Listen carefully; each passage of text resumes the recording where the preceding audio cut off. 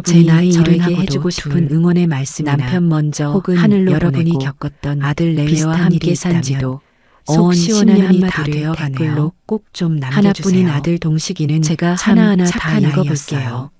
하지만 그 착한 심성이 때로는 제 가슴에 서운함의 돌멩이를 하나씩 얹을 때가 있다는 걸 저는 요즘 들어 자주 느끼곤 합니다. 세상 모든 일이 그렇듯 모든 균열은 아주 사소하고 작은 틈에서부터 시작되더군요. 저희 집의 균열은 복슬복슬한 털 뭉치 하나에서부터 시작되었죠. 그날은 유독 하늘이 맑았던 가을날이었어요. 창가에 앉아 제가 애지중지 키우는 동백 화분에 물을 주고 있었는데 현관문 열리는 소리와 함께 며느리 가영이의 유난스럽게 높은 목소리가 들려왔어요. 어머니, 저 왔어요.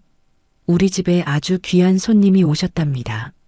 귀한 손님이라니 누구라도 왔나 싶어 거실로 나가봤죠. 그런데 제 눈앞에 보인 건 사람이 아니라 제 허리춤만한 크기의 새하얀 개 한 마리였어요. 가영이는 그 개의 목에 감긴 화려한 가죽 목줄을 꼭 쥔 채 마치 개선장군이라도 된 양의기양양하게 서 있더군요. 어머, 이게 다 뭐니? 웬 개야? 제가 놀라서 묻자 가영이는 제 말은 들리지도 않는다는 듯 개를 향해 한없이 다정한 목소리로 속삭였어요. 프린스, 이리 와. 여기가 이제 네가 살 집이야.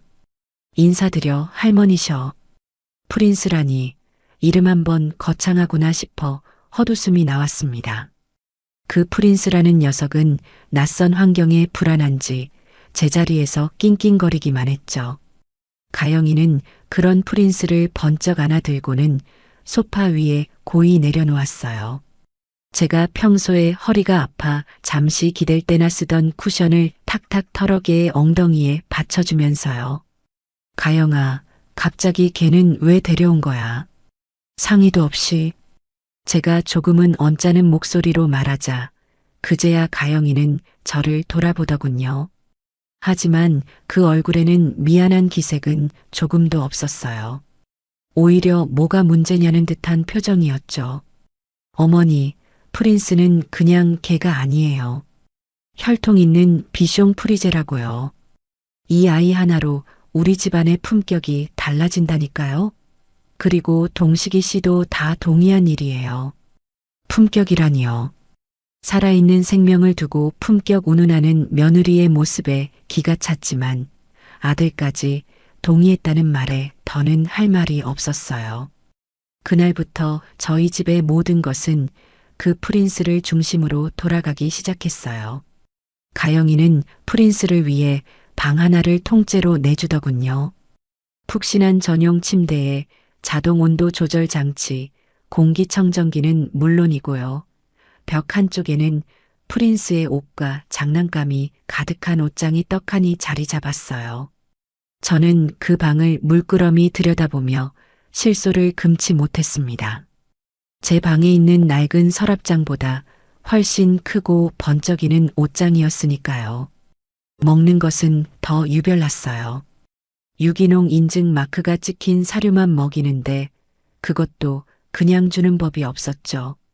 사료 위에는 소화에 좋다는 유산균 가루, 관절에 좋다는 영양제, 털에 윤기를 더한다는 오일 등등. 제가 먹는 약보다도 종류가 더 많았어요. 어느 날은 가영이가 부엌에서 소고기를 잘게 다지고 있길래 저녁 반찬이라도 하려나 보다 싶었죠. 고기 볶음이라도 하려나 보구나 하고 제가 물으니 가영이는 칼을 든 채로 휙 돌아보며 말했어요. 어머, 아니에요, 어머니. 이건 프린스 특식이요.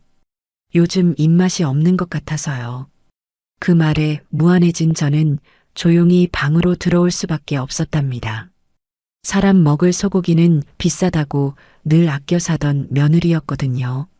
저녁 식사 시간이 되면 그 차별은 더욱 극명해졌어요. 식탁 밑에는 프린스의 전용 식기가 놓였고 가영이는 프린스의 밥을 먼저 챙겨주고 나서야 자리에 앉았죠. 하루는 제가 실수로 국을 조금 흘렸는데 그걸 본 가영이가 기겁을 하며 달려왔어요. 어머니, 조심 좀 하세요. 프린스가 바닥에 떨어진 거 주워 먹으면 어쩌려고 그러세요. 쟤는 위장이 예민해서 사람 음식 먹으면 큰일 나요. 라며 냅킨으로 바닥을 박박 닦아냈어요. 마치 제가 무슨 큰 죄라도 지은 사람처럼 말이죠. 그 순간 이 집에서 제 존재가 저 개보다도 못하다는 생각이 들어 서러움이 북받쳤습니다. 제 건강은 그리도 챙기는 척하면서 제 마음이 멍드는 것은 조금도 헤아리지 못하는 며느리가 야속하기만 했죠. 저는 혈압이 조금 있는 편이라 평소 음식을 싱겁게 먹어요. 며느리 가영이도 그걸 잘 알고 있었죠. 그래서 언제부턴가 제 국은 늘 소금이 빠진 맹물 같은 상태로 식탁에 올라왔어요. 처음에는 제 건강을 생각해 주나 보다 하고 고맙게 생각하기도 했어요. 하지만 시간이 지날수록 그 배려가 어딘가 뒤틀려 있다는 걸 느끼게 되었죠. 가영이는 제 국그릇을 내려놓을 때마다 꼭 한마디씩 덧붙였어요. 어머니, 제가 특별히 신경 써서 소금 안 넣고 끓였어요. 건강 생각하셔서 다 드셔야 해요. 그 말은 마치 나는 당신을 이만큼이나 챙기는 착한 며느리다라고 광고하는 것처럼 들렸답니다. 정작 자신과 아들 국그릇에는 소금이며 고춧가루며 듬뿍 넣어 얼큰하게 먹으면서 말이에요. 한 번은 제가 너무 싱거워서 간장이라도 조금 달라고 했더니 가영이가 정색을 하며 말하더군요. 어머니, 안 돼요. 의사 선생님이 짜게 먹지 말라고 하셨잖아요. 제가 어머니 건강 지켜드려야죠. 그 단호한 말투에 저는 더 이상 아무 말도 할 수 없었어요. 꼭 어린아이 취급을 받는 기분이었죠. 그러던 어느 날이었어요. 그날 저녁 메뉴는 제가 좋아하는 소고기 묵국이었죠. 모처럼 제가 좋아하는 메뉴가 나와서 내심 기대를 하고 있었어요. 잠시 후 가영이가 평소처럼 제 앞에 국그릇 하나를 퉁명스럽게 내려놓았어요. 그런데 그릇을 보는 순간 제 마음이 쿵 하고 내려앉는 것 같았죠. 아들과 며느리의 국그릇에는 하얀 국물 위로 먹음직스러운 파고명이 동동 떠 있었는데 제 국그릇에만 그 흔한 파 조각 하나 보이지 않는 겁니다. 물론 파고명 하나 없다고 국 맛이 크게 달라지는 건 아니에요. 하지만 그건 성의의 문제였죠. 같은 솥에서 끓인 국일 텐데 왜 제 그릇에만 파를 빼놓은 걸까요? 일부러 그랬다고 밖에는 생각할 수 없었어요.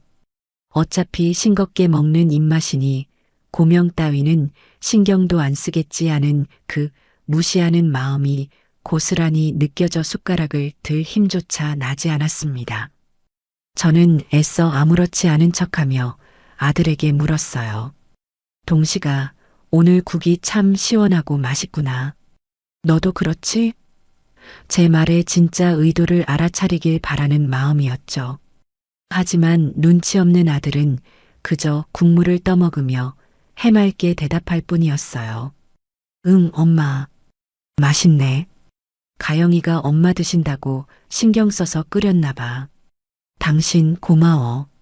아들의 그 말에 가영이는 으쓱하며 대답했죠. 뭐려? 어머니 건강은 제가 챙겨야죠. 두 사람이 주고받는 대화를 들으며 저는 속으로 눈물을 삼켰습니다. 아들의 눈에는 아내의 가식적인 배려만 보이고 어미의 텅 빈 국그릇은 보이지 않는구나 싶어서요. 그날 밤 저는 잠을 이룰 수가 없었어요. 고명 없는 맹물 같은 국 한 그릇이 제 인생을 돌아보게 만들더군요. 평생을 자식 위에 헌신하며 살아왔는데 늙고 병드니 이제는 이런 대접을 받는구나 싶어 한없이 처량해졌습니다. 이것은 단순한 서운함을 넘어선 제 존재 자체를 부정당하는 듯한 깊은 모멸감이었어요. 그날 이후로 저는 가영이가 차려주는 밥상을 더 이상 기대하지 않게 되었죠.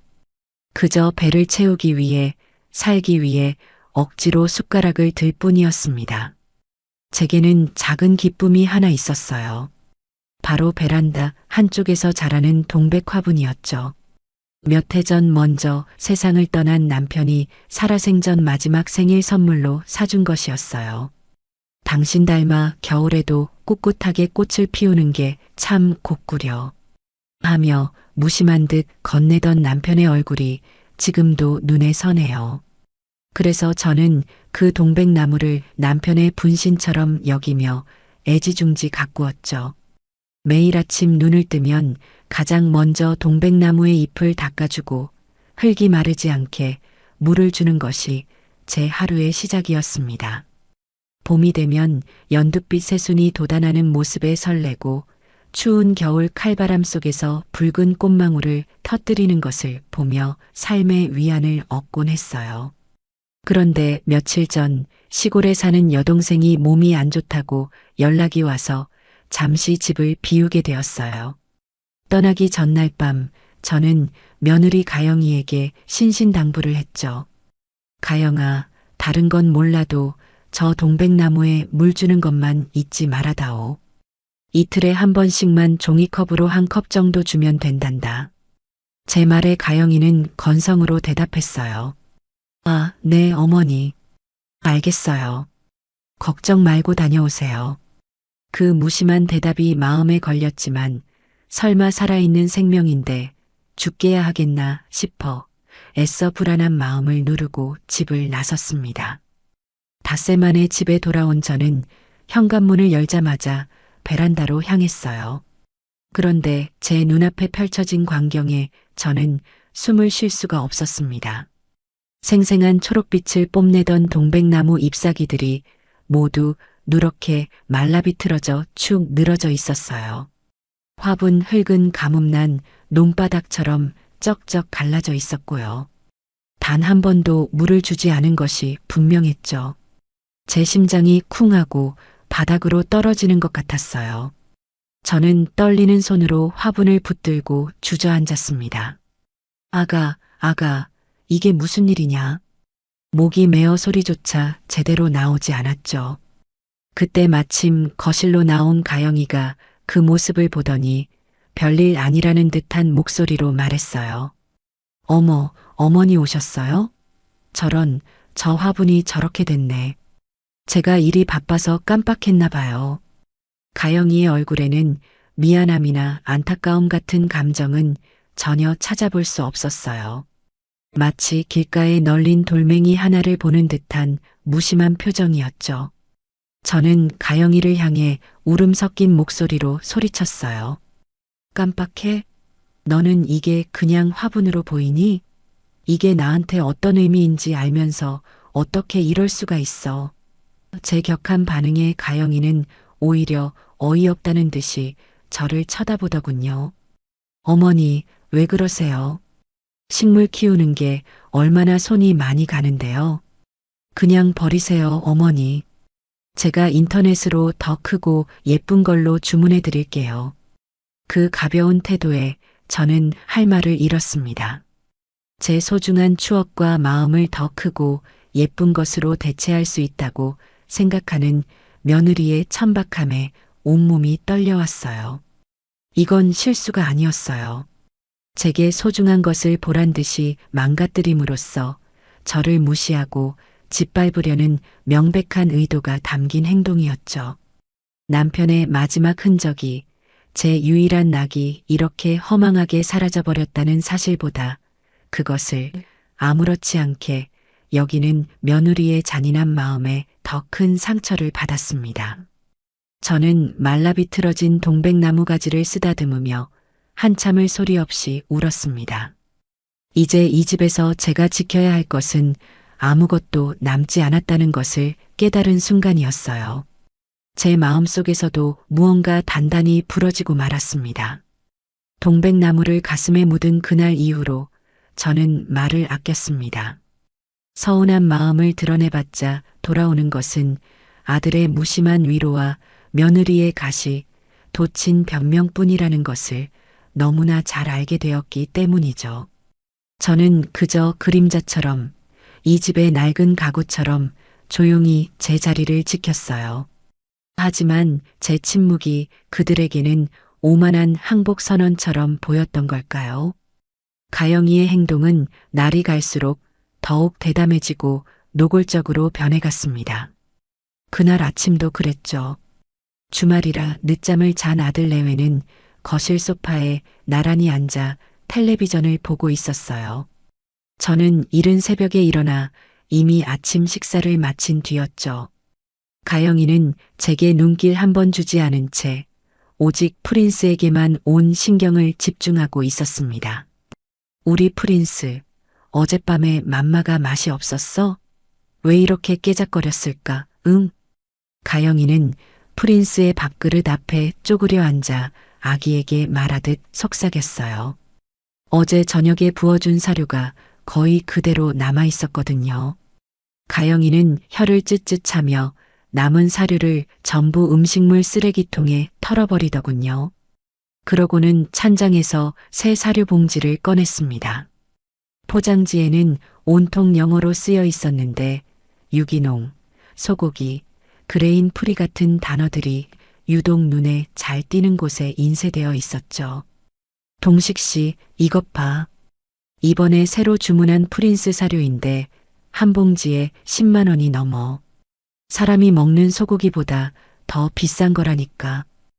허허, 우리 프린스 아주 호강하네. 나도 못 먹는 걸 먹고. 동식이는 그저 실없는 농담을 하며 웃어넘겼어요. 저는 그저 못마땅한 표정으로 부엌 식탁에 앉아 신문을 넘기는 척 그 광경을 지켜볼 뿐이었습니다.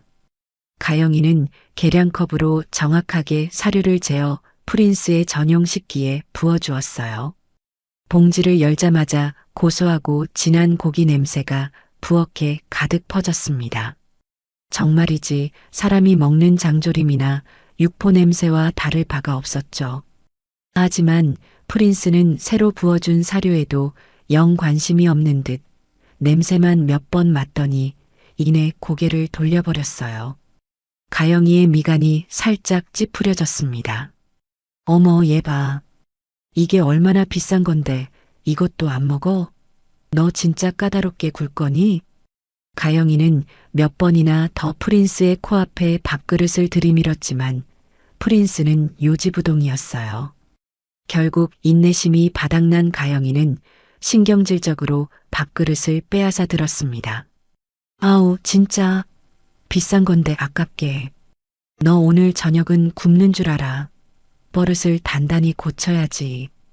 가영이는 짜증 섞인 목소리로 프린스를 혼내고는 사료가 가득 담긴 그릇을 싱크대 한쪽 구석에 획 밀쳐두었어요. 저는 그 모습을 보며 속으로 한숨을 쉬었습니다. 동물을 키우는 마음이 저런 걸까요? 제 눈에는 생명을 아끼는 마음이라기보다 비싼 물건에 대한 집착처럼 보였죠. 설마 그 개밥 그릇이 몇 시간 뒤 제 앞에 놓이게 될 줄은 그때는 정말 꿈에도 상상하지 못했답니다. 점심시간이 훌쩍 지난 늦은 오후가 되어서야 아들 내외는 점심을 차리기 시작했어요. 저는 속이 더부룩해서 점심은 건너뛰겠다고 했죠. 저녁 시간이 다 되어서야 슬슬 배가 고파오더군요. 부엌으로 나가니 가영이가 마침 저녁 식사를 준비하고 있었습니다. 어머니, 마침 잘 오셨네요. 배고프시죠? 식사하세요. 가영이는 평소와 달리 제법 살갑게 말하며 식탁 의자를 빼주었어요. 그리고는 제 앞에 김이 모락모락 나는 뚝배기 하나를 퉁 소리가 나게 내려놓았습니다. 어머니 좋아하시는 무 넣고 시원하게 소고기 묵국 끓였어요. 점심도 거르셨으니까 이거라도 든든하게 드셔야죠. 남기지 마세요. 저는 오랜만에 받아보는 며느리의 친절에 잠시 마음이 누그러지는 것도 같았어요. 뚝배기 안에는 큼직한 무와 함께 잘게 찢어진 고기 건더기들이 제법 푸짐하게 들어 있었습니다. 첫 술을 뜨기 위해 수저를 국에 담그는 순간 코끝에 익숙하면서도 어딘가 이상한 냄새가 훅 끼쳐왔습니다. 아침에 맡았던 프린스의 그 비싼 사료에서 나던 고기 냄새와 무척이나 흡사했죠. 에이, 설마. 내가 너무 예민하게 구는 거겠지. 저는 애써 불길한 예감을 떨쳐내며 국물 한 숟갈을 떠서 입으로 가져갔습니다. 그런데 이게 웬일일까요? 혀에 닿는 순간 역한 비린내가 확 올라오면서 속이 울렁거렸어요. 고기 건더기 하나를 조심스럽게 씹어보았지만 부드럽게 씹히는 일반적인 소고기와는 전혀 다른 푸석푸석하고 꺼끌꺼끌한 식감이었습니다. 도저히 사람이 먹을 음식이라고는 생각할 수 없었죠.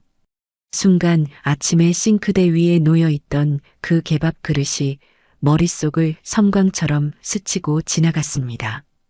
온몸의 피가 차갑게 식는 기분이었어요. 손이 부들부들 떨려와 수저를 뚝배기 안에 떨어뜨리고 말았습니다. 쨍그랑 하는 소리에 맞은편에 앉아있던 동식이와 가영이의 시선이 제게로 향했죠. 엄마, 왜 그래요? 어디 안 좋아요? 동식이가 걱정스럽게 물었지만 저는 아무 대답도 할 수 없었어요. 그저 눈앞의 뚝배기를 망연자실하게 바라볼 뿐이었죠. 가영이는 그런 저를 보며 못마땅하다는 표정을 지었습니다. 어머니, 왜 그러세요? 제가 일부러 어머니 생각해서 끓인 건데 입에 안 맞으세요? 요즘 계속 식사를 제대로 안 하시니까 그렇죠. 억지로라도 좀 드셔야 기운 차리신다니까요. 며느리의 목소리가 귓가에 윙윙거리며 울렸지만 제대로 들리지 않았어요. 저는 간신히 입을 열었습니다. 속이 좋지 않구나. 먼저 들어가서 좀 쉬어야겠다. 저는 비틀거리며 자리에서 일어났습니다. 제 등 뒤로 가영이의 짜증 섞인 목소리가 비수처럼 날아와 꽂혔죠. 어머, 진짜. 정성껏 차려드렸더니 또 저러시네. 저러다 쓰러지시기라도 하면 다 내 탓이라고 할 거면서. 저는 그 말을 애써 못 들은 척 방으로 들어와 문을 닫았습니다. 심장이 미친 듯이 뛰고 숨이 턱턱 막혀왔어요. 설마 사람이 어떻게. 아니야, 아닐 거야. 몇 번이고 고개를 저었지만 혀끝에 남은 그 역하고 비릿한 맛은 사라지지 않았습니다. 그날 밤 저는 모욕감과 비참함에 한숨도 잠을 이룰 수 없었죠. 밤이 깊어 모두가 잠든 시각, 타는 듯한 갈증에 잠에서 깼습니다. 물이라도 한 잔 마셔야겠다 싶어 조심스럽게 방문을 열고 부엌으로 나갔어요. 그런데 이게 웬일일까요?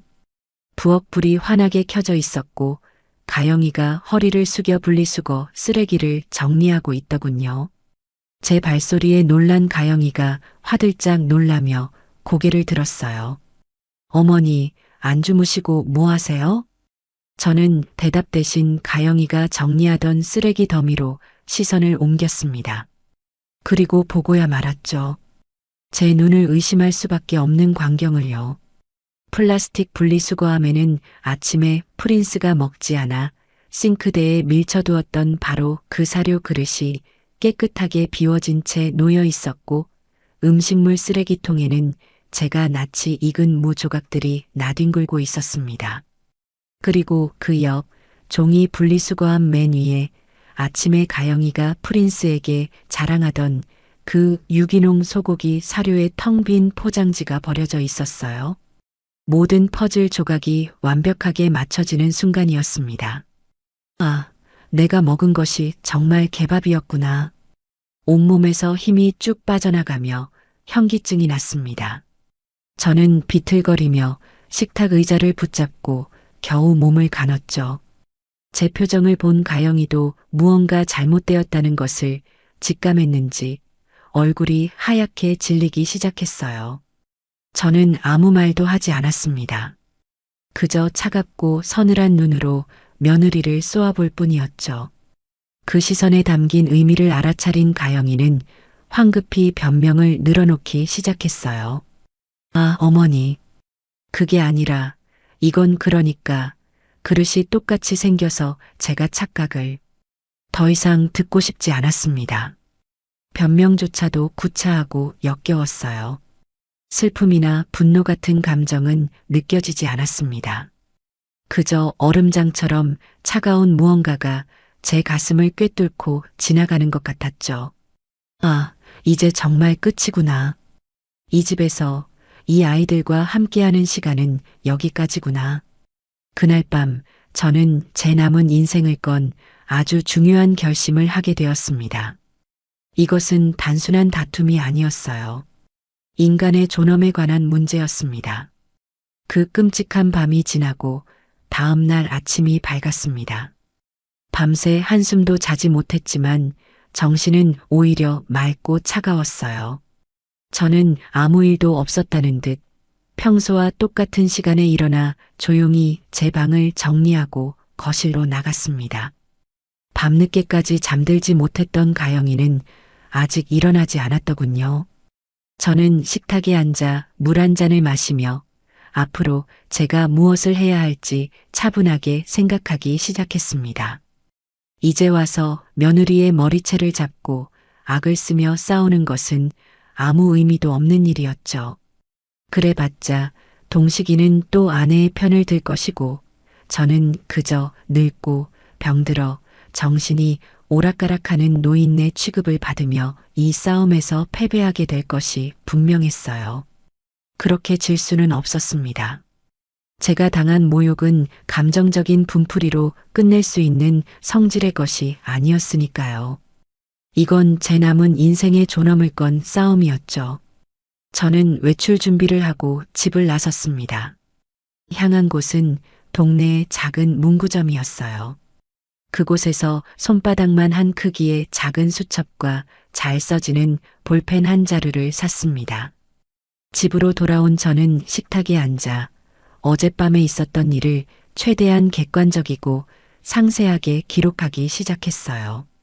날짜와 시간, 그리고 며느리 신가영이 프린스가 먹다 남은 개밥에 물을 넣고 국을 끓여 저녁 식사로 줌이라는 문장을 쓰는데 손이 덜덜 떨려왔습니다. 눈물이 쏟아질 것 같았지만 저는 이를 악물고 참았어요. 지금은 울 때가 아니었죠. 그날을 시작으로 저는 매일 밤 그 수첩을 채워나갔습니다.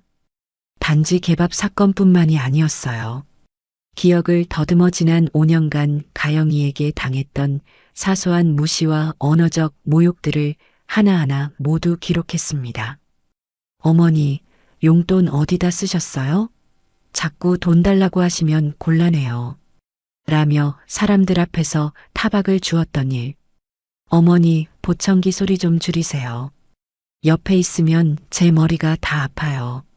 라며 제 친구들 앞에서 일부러 큰 소리로 말해 망신을 주었던 일. 제가 아끼던 동백 화분을 말려 죽이고도 미안한 기색 하나 없이 조화를 사주겠다고 했던 일까지 사소한 것 하나 놓치지 않고 전부 적어 내려갔습니다. 수첩이 한 장 한 장 채워질수록 제가 얼마나 어리석고 무력하게 살아왔는지 깨닫게 되어 가슴이 아팠지만 동시에 제 안에서 무언가 단단한 결의가 차오르는 것을 느낄 수 있었어요. 며칠 뒤 저는 마지막으로 아들의 마음을 확인해 보기로 했습니다. 혹시라도 아주 만약에라도 아들이 제 편이 되어줄 수 있다면 이렇게까지 하고 싶지는 않았기 때문이에요. 저녁 식사를 마친 뒤 저는 과일을 깎아 동식이의 방으로 가져갔습니다. 동식아, 잠깐 얘기 좀 할 수 있겠니? 응, 엄마. 무슨 일이야? 컴퓨터 앞에 앉아있던 아들은 의자를 돌려 저를 마주 보았어요. 저는 애써 아무렇지 않은 척 부드러운 목소리로 운을 띄웠습니다. 아니다. 그냥 어미가 요즘 통 기운도 없고 입맛도 없어서 걱정이 돼서 그런다. 밤에 잠도 잘 안 오고 말이다. 이건 단순한 하소연이 아니었어요. 아들이 제 마음을 조금이라도 헤아려 주기를 바라는 마지막 신호였죠. 하지만 동식이는 제 깊은 속내를 전혀 알아채지 못했습니다. 그저 대수롭지 않다는 듯 웃으며 말하더군요. 엄마, 나이 들면 다 그런 거예요. 너무 걱정하지 마. 그래도 가영이가 엄마 불편하지 않게 얼마나 신경을 많이 쓰는데 그래요. 식사도 일부러 싱겁게 따로 챙겨주고 약도 꼬박꼬박 챙겨주잖아. 엄마가 자꾸 그러면 가영이도 힘들어요. 그러니까 너무 예민하게 생각하지 마. 그 말을 듣는 순간 제 마음속에 남아있던 마지막 기대감이 산산조각 나고 말았습니다. 아, 이 아이는 정말 아무것도 모르는구나. 아니, 어쩌면 알고 싶지 않은 거겠지. 아내와 어머니 사이에서 골치 아픈 일에 휘말리고 싶지 않은 그저 이기적이고 나약한 방관자일 뿐이었어요. 저는 더 이상 아무 말도 하지 않고 조용히 아들의 방을 나왔습니다. 이제 더 이상 망설일 필요가 없었어요. 이 싸움은 철저히 저 혼자 해내야만 했습니다. 그 결심을 굳히고 며칠이 지났을까요?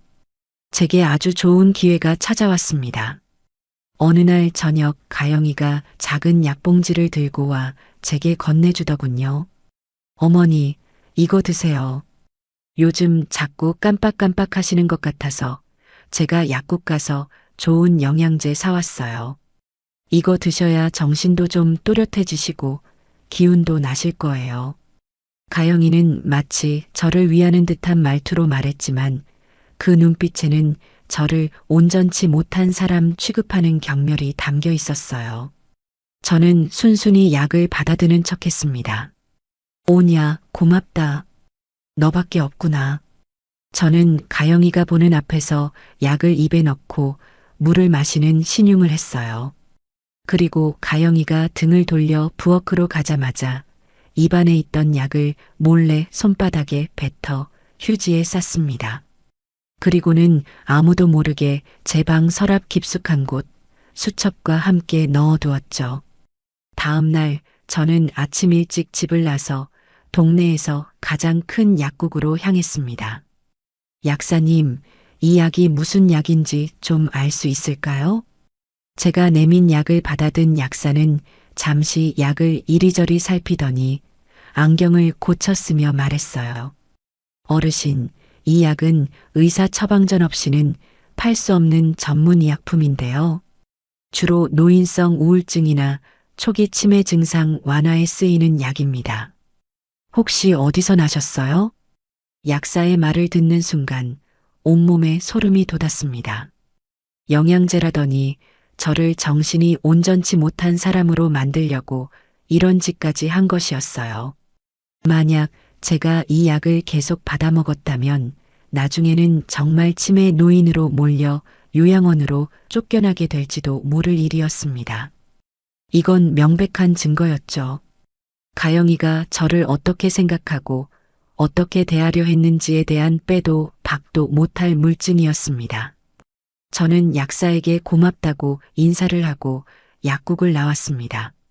손에 쥔 약봉지가 그 어떤 무기보다도 든든하게 느껴졌어요. 이제 제 손에는 며느리의 위선과 악의를 증명할 첫 번째 증거가 들려 있었습니다. 그렇게 홀로 외로운 싸움을 준비하던 제게 정말 생각지도 못한 인연이 찾아왔습니다. 저희 옆집에 새로 이사 온 젊은 청년이 있었는데 밤늦게까지 공부하는지 늘 불이 꺼지지 않는 집이었죠. 그저 인사나 가볍게 나누는 사이였을 뿐 별다른 교류는 없었어요. 사건은 어느 평범한 저녁에 일어났습니다. 저는 거실 소파에 앉아 제가 유일하게 좋아하는 연속극을 보고 있었어요. 제가 귀가 조금 어두운 편이라 저도 모르게 텔레비전 소리를 조금 크게 키웠던 모양입니다. 부엌에서 설거지를 하던 가영이가 잔뜩 신경질이 난 목소리로 소리쳤어요. 어머니, 텔레비전 소리 좀 줄이세요. 귀가 어두우시면 보청기를 끼시든가 해야지. 온 동네 떠나가겠네. 옆집에서 시끄럽다고 쫓아오면 어쩌려고 그러세요? 아, 정말 창피해 죽겠네. 가영이의 날카로운 목소리는 쩌렁쩌렁하게 집안을 울렸습니다. 저는 무한한 마음에 황급히 리모컨을 찾아 소리를 줄였죠. 바로 그때였습니다. 딩동하고 현관 초인종이 울렸어요. 가영이는 거 봐요. 쫓아왔잖아요. 라고 저를 쏘아붙이며 신경질적으로 현관문을 열었습니다. 문 밖에는 옆집에 사는 그 청년이 서 있었어요. 저 안녕하세요. 옆집에 사는 박준서라고 합니다. 네. 그런데 무슨 일이시죠? 혹시 시끄러우셨어요? 죄송합니다. 저희 어머니가 귀가 좀 안 좋으셔서 가영이는 이미 모든 잘못을 제 탓으로 돌릴 준비를 하고 있었죠. 그런데 청년의 대답은 예상 밖이었습니다. 아, 아닙니다. 시끄럽다니요. 전혀요. 사실은 제가 이사 왔는데 제대로 인사를 못 드린 것 같아서요. 어머니께서 과일을 좀 나눠드리라고 하셔서 청년은 멋쩍게 웃으며 손에 들고 있던 과일 바구니를 가영이에게 건넸습니다. 바구니에는 먹음직스러운 사과와 배가 가득 담겨 있었죠. 가영이는 잠시 당황한 듯 했지만 이내 표정을 바꾸고 과일 바구니를 받아들었어요. 어머, 고맙습니다. 이런 걸 다. 청년은 가영이의 어깨 너머로 소파에 앉아 어쩔 줄 몰라 하는 저를 발견하고는 부드럽게 눈인사를 건넸습니다. 그리고는 제게 들릴 만큼의 목소리로 하지만 진심을 담아 말했죠. 할머님, 혹시 무슨 일 있으세요? 표정이 안 좋아 보이셔서요. 혹시라도 도움이 필요하시면 언제든지 편하게 말씀하세요. 그 따뜻한 한마디에 그동안 꾹꾹 눌러왔던 서름이 울컥하고 터져 나올 뻔했습니다. 이 집안의 그 누구에게서도 들어보지 못했던 진심 어린 걱정과 위로였으니까요. 저는 간신히 고개를 끄덕이며 희미하게 웃어 보였습니다. 그 짧은 순간의 만남이 앞으로 제게 얼마나 큰 힘이 되어줄지는 그때는 미처 알지 못했죠. 그 청년이 바로 제 길고 외로운 싸움에 빛이 되어준 박준서였습니다. 그날 이후 저는 준서와 엘리베이터나 아파트 복도에서 마주칠 때마다 조금 더 살갑게 인사를 나누게 되었습니다. 몇 번 이야기를 나눠보니 법학 전문 대학원에 다니며 변호사를 준비하는 아주 똑똑하고 반듯한 청년이라는 것을 알게 되었죠. 보면 볼수록 어찌나 바르고 예의가 바른지 제게도 손자가 있다면 저런 모습일까 싶은 생각에 괜히 마음이 가더군요. 하루는 분리수거를 하러 나갔다가 마침 집으로 돌아오던 준서와 마주쳤어요.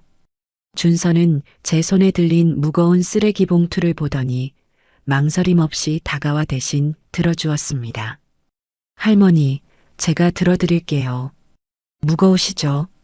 아이고, 괜찮은데. 학생 공부하느라 힘들 텐데. 준서는 제 만류에도 아랑곳하지 않고 봉투를 받아들어 분리수거장까지 함께 걸어가 주었어요. 돌아오는 길 준서가 조심스럽게 제게 물었습니다. 할머님, 저번에 보니까 많이 힘들어 보이시던데 혹시 아직도 힘든 일 있으세요? 저는 잠시 망설였습니다. 이런 속 깊은 이야기를 이렇게 어린 청년에게 털어놓아도 될까 싶어서요. 하지만 준서의 진지하고 염려 가득한 눈빛을 보는 순간 저도 모르게 용기가 났습니다. 어쩌면 이 청년이라면 제 이야기를 귀담아 들어줄지도 모른다는 생각이 들었죠. 저는 아파트 벤치에 준서와 나란히 앉아 그동안 있었던 일들을 조금씩 털어놓기 시작했습니다. 개밥 사건 같은 너무나 충격적인 이야기는 차마 입이 떨어지지 않았지만 며느리에게 무시당하고 아들에게 외면받는 제 처지에 대해서 담담하게 이야기했어요. 그리고 용기를 내어 그동안 매일 밤 눈물로 채웠던 제 작은 수첩을 보여주었습니다. 준서는 말없이 수첩을 받아들고 첫 장부터 마지막 장까지 아주 꼼꼼하게 읽어 내려갔습니다. 장난스러운 표정 하나 없이 마치 어려운 법률 서적이라도 읽는 것처럼 진지한 얼굴이었죠. 수첩을 다 읽은 준서는 한참 동안 말이 없었어요. 그리고는 깊은 한숨을 내쉬며 제게 말했습니다. 할머님, 이건 그냥 참고 넘기실 일이 절대로 아니에요. 제가 법을 공부하는 학생이라서 드리는 말씀이 아니라 한 사람의 인간으로서 드리는 말씀입니다. 할머님께서는 지금 존엄을 침해당하고 계신 거예요. 감정적으로 대응하시기보다 법적으로 할머님의 권리를 당당하게 지키실 방법을 찾아야만 합니다. 준서의 단호한 말에 저는 오히려 마음이 차분해지는 것을 느꼈습니다. 그동안 제 서름과 분노는 그저 막연하고 주관적인 감정일 뿐이라고 생각했는데 준서는 제 문제를 권리와 존엄의 문제로 정확하게 짚어주었으니까요. 그런데 학생, 내가 뭘 어떻게 해야 할지 하나도 모르겠어. 늙은 내가 아는 게 뭐가 있겠니? 제가 힘없이 말하자 준서는 제 손을 꼭 잡으며 말했어요. 제가 도와드릴게요. 할머님은 혼자가 아니세요. 그날 이후 준서는 제 든든한 조력자가 되어 주었습니다. 며칠 뒤 준서는 제게 작은 볼펜 하나를 선물이라며 내밀었어요. 평범한 볼펜처럼 보였지만 사실은 아주 성능이 좋은 소형 녹음기였죠. 할머님, 사용법은 아주 간단해요. 여기 이 클립 부분을 한번 누르면 녹음이 시작되고 다시 한번 누르면 저장이 돼요. 앞으로 며느님이 부당한 말을 하거나 할머님을 무시할 때 이 볼펜을 셔츠 주머니에 꽂아두기만 하세요. 수첩에 적는 기록도 중요하지만 이렇게 생생한 목소리가 담긴 증거는 그 무엇보다 강력한 힘을 가지게 될 거예요. 결정적인 순간에 이 작은 펜이 할머님을 지켜줄 가장 든든한 방패가 되어줄 겁니다. 저는 떨리는 손으로 그 볼펜을 받아들었습니다. 작고 가벼운 볼펜이었지만 제게는 천군만마를 얻은 것처럼 든든하고 무겁게 느껴졌어요. 이제 더 이상 혼자서 외롭게 눈물만 삼키지 않아도 된다는 생각에 꺼져가던 희망의 불씨가 다시 타오르는 것 같았습니다. 제 인생의 가장 어두운 밤에 드디어 한 줄기 빛이 비치기 시작한 것이죠. 옆집 청년 박준서 학생이 쥐어준 볼펜 모양 녹음기는 제게 단순한 기계 이상이었습니다. 그건 위축되었던 제 마음에 심어준 작은 용기의 씨앗이었고 더 이상 혼자가 아니라는 든든한 증표였죠. 저는 그날 이후로 외출할 때마다 그 볼펜을 낡은 스웨터 주머니에 클립까지 단정하게 꽂고 다녔습니다. 아직은 녹음 버튼을 누를 용기까진 내지 못했지만 그 차가운 감촉만으로도 괜히 어깨가 펴지는 것 같았어요. 준서 학생은 제게 이런 조언도 해주었습니다. 할머님, 지금부터는 조금 연기를 하셔야 해요. 며느님이 할머님을 어떻게 생각하는지 그 밑바닥까지 전부 드러나게 만들어야 결정적인 증거를 더 많이 잡을 수 있어요. 처음에는 그게 무슨 소린가 싶었죠. 평생을 진솔하게만 살아온 제게 연기라니요. 하지만 준서 학생의 차분한 설명을 듣고 나니 그것이 제 자신을 지키기 위한 가장 현명한 싸움의 방식이라는 것을 깨닫게 되었습니다. 제 반격은 그렇게 아주 조용하고 은밀하게 시작되었습니다. 첫 번째 연기는 실수였습니다. 어느 날 오후 가영이가 거실에서 프린스의 발톱을 다듬어주고 있을 때였어요. 저는 물을 마시기 위해 일부러 그 옆을 지나 부엌으로 향했죠. 그리고 물컵을 들고 돌아서다 마치 발이 꼬인 것처럼 살짝 비틀거리며 물컵을 놓치고 말았습니다. 쨍그랑 요란한 소리와 함께 유리컵이 산산조각 났고 물이 값비싼 페르시안 카펫 위로 흥건하게 쏟아졌어요. 어머, 어머니, 지금 뭐 하시는 거예요? 가영이가 기겁을 하며 자리에서 벌떡 일어났습니다. 저는 잔뜩 겁먹은 표정으로 주저앉아 어쩔 줄 몰라 하는 연기를 했죠. 아이고, 내가 정신이 없어서 그만. 미안하다, 정말 미안하다, 얘야. 미안하면 다해요? 이게 얼마짜리 카펫인 줄 아세요? 진짜 왜 이렇게 칠칠치 못하세요? 사람이 나이를 먹으면 좀 조심성이라도 있어야지. 맨날 사고만 치시고. 가영이는 제게 괜찮냐고 묻기는커녕 카펫 걱정에 발을 동동 구르며 온갖 날 선말들을 쏟아냈습니다. 저는 고개를 푹 숙인 채 스웨터 주머니에 꽂아둔 볼펜의 클립을 힘껏 눌렀어요.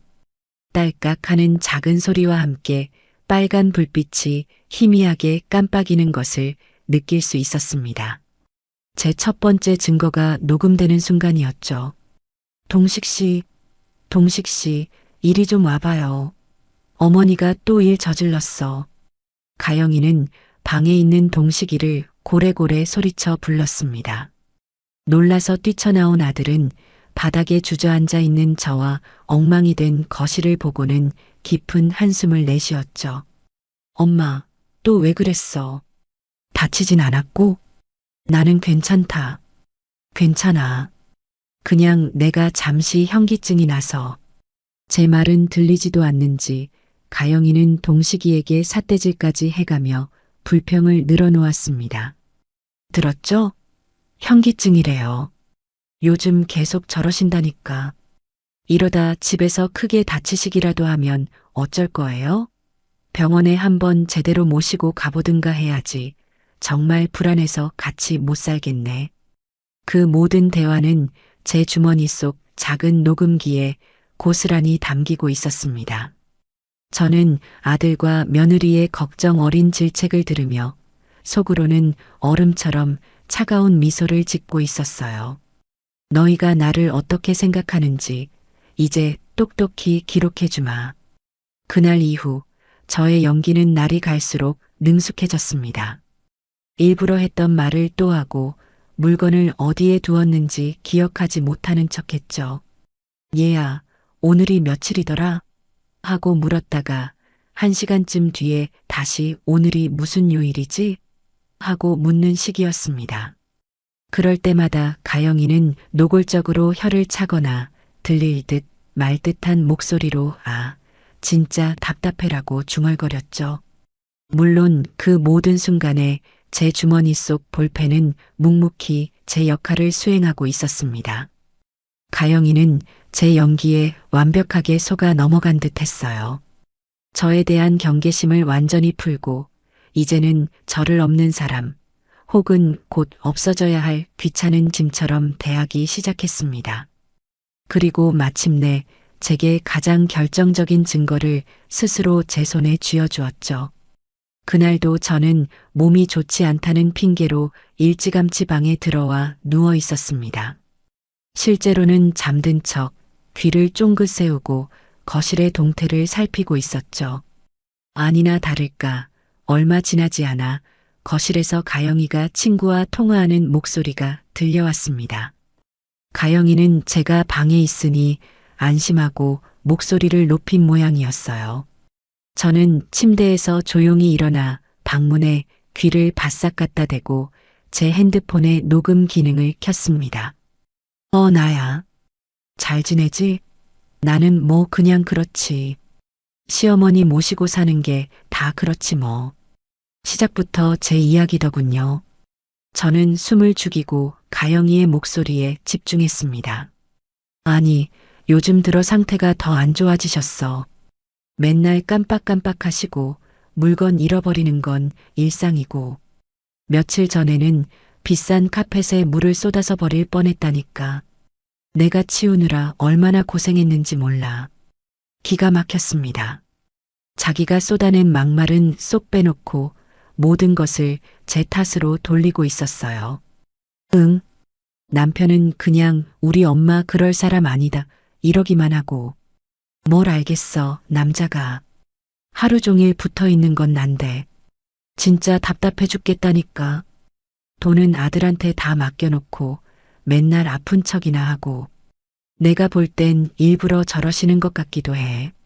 관심 받고 싶어서. 심장이 쿵 하고 내려앉는 것 같았습니다. 저를 이렇게까지 생각하고 있을 줄은 몰랐어요. 하지만 진짜 기가 막힌 이야기는 이제부터 시작이었습니다. 그래서 말인데 나 요즘 진지하게 요양원 알아보고 있잖아. 남편한테는 아직 말 안 했는데 계속 이런 식이면 나도 못 참지. 시설 좋은 데로 보내드리면 자기도 어쩔 수 없을걸? 솔직히 그게 서로 편한 거 아니겠어? 우리도 이제 우리 인생 살아야지.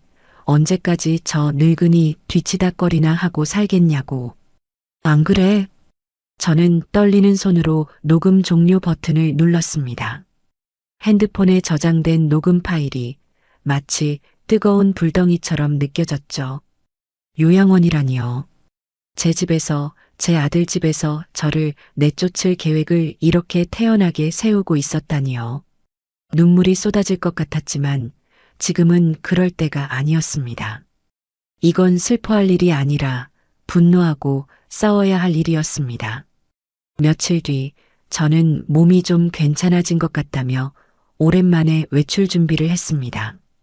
가영이에게는 노인정에 마실이나 다녀오겠다고 둘러댔죠. 하지만 제가 실제로 향한 곳은 준서 학생과 미리 약속을 잡아둔 은행이었습니다. 준서 학생은 제게 법적으로 제 권리를 찾으려면 가장 먼저 제 명의로 된 재산이 무엇이 있는지 정확하게 파악하고 서류를 확보해야 한다고 조언해 주었거든요. 은행 창구에 앉아 신분증을 내미는데 괜히 가슴이 두근거렸습니다. 남편이 죽고 나서는 동식이가 알아서 다 관리해 주었기에 이런 창구에 앉아보는 것이 몇 년 만인지 모르겠어요. 은행 직원은 제 명의로 된 예금과 신탁 내역을 뽑아주었습니다. 그리고 저는 가장 중요한 것을 확인하기 위해 지하에 있는 개인금고로 안내를 받았죠. 묵직한 쇠문이 열리고 제 이름이 적힌 작은 금고가 모습을 드러냈습니다. 그 안에는 남편과 함께 평생을 모아 마련한 것들이 고스란히 잠들어 있었어요. 지금 살고 있는 이 아파트의 등기권리증, 결혼할 때 동식이가 아니라 제 돈으로 마련해준 명백한 제 소유의 집이었죠. 그리고 남편이 제 노후 자금으로 쓰라며 남겨준 작은 상가 건물의 등기권리증도 그 안에 있었습니다.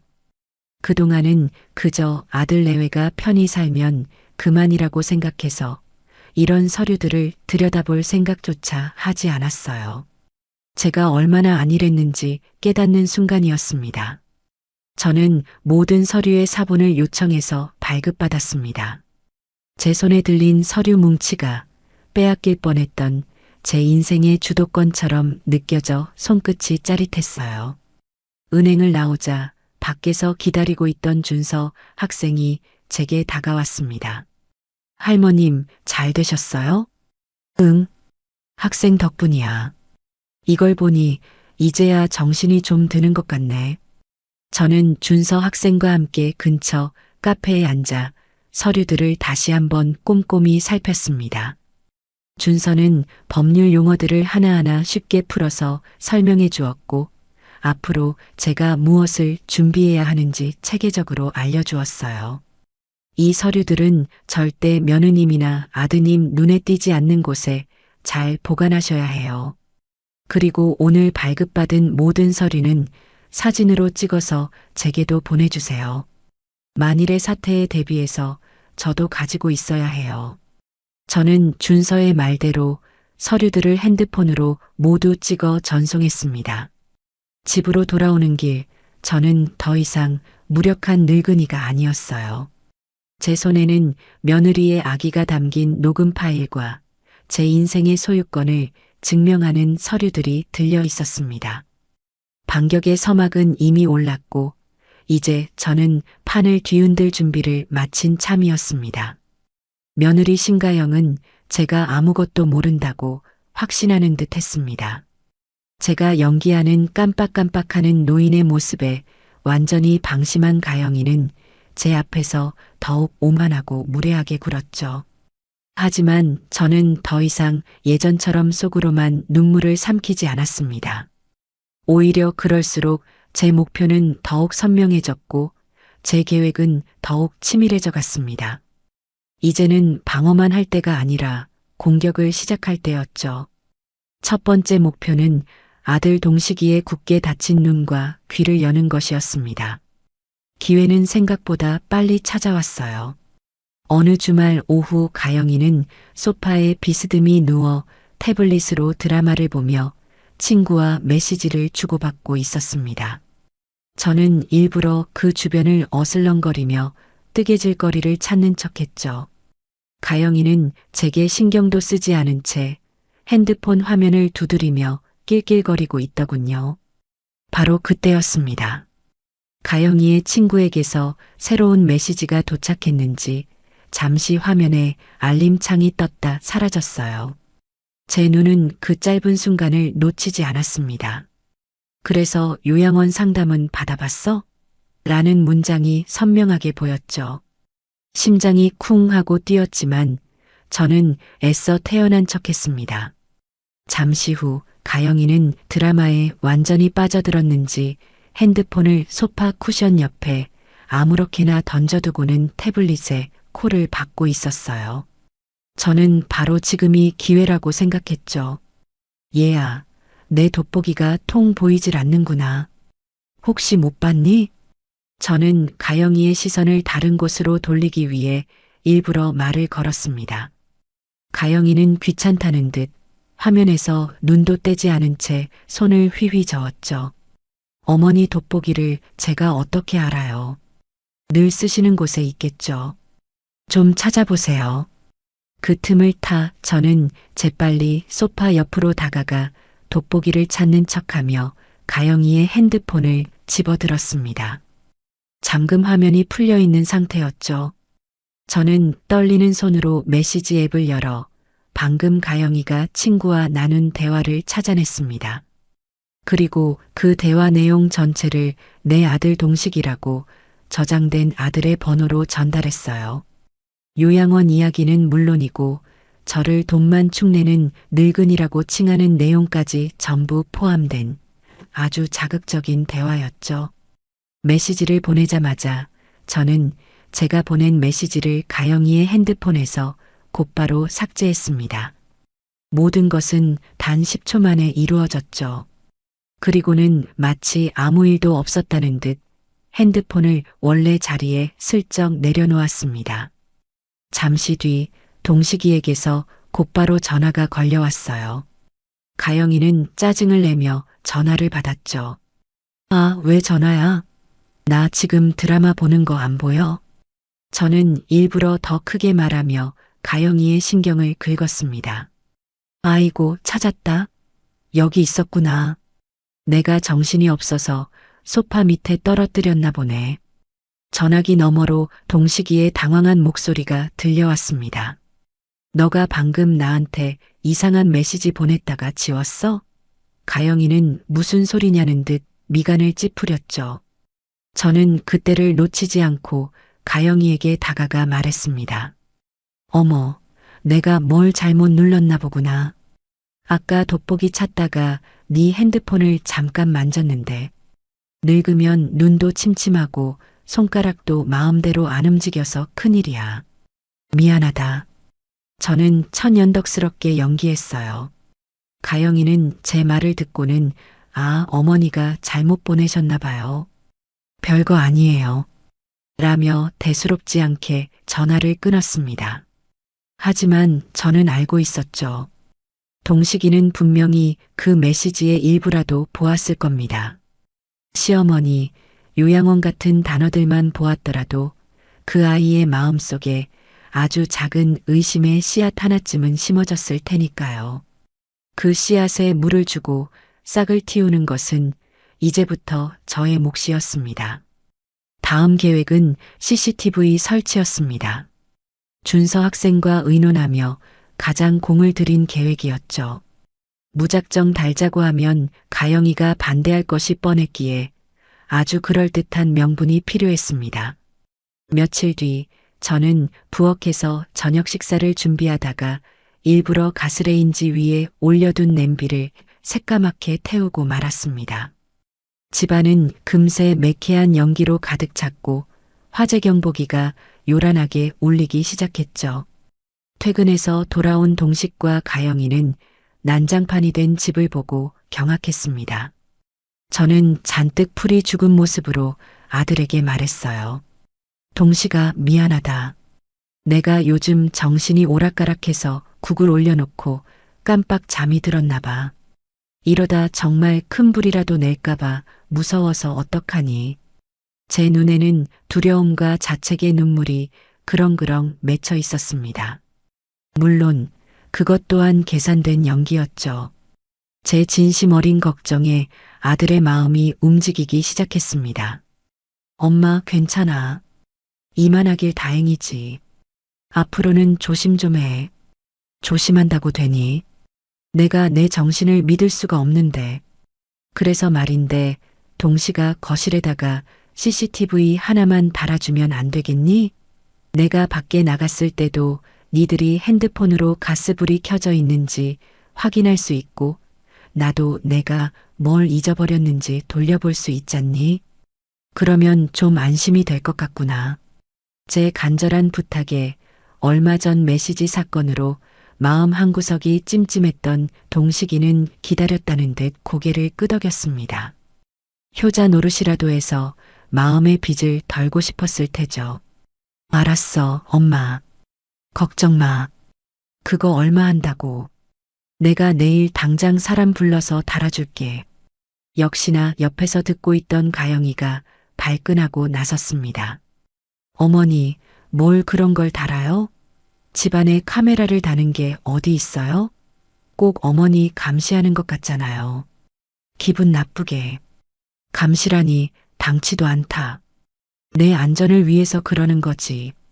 니들도 내가 걱정돼서 하루 종일 신경 쓰이느니 차라리 한 번씩 들여다보는 게 마음 편하지 않겠니? 화재 예방이 제일 중요하잖니.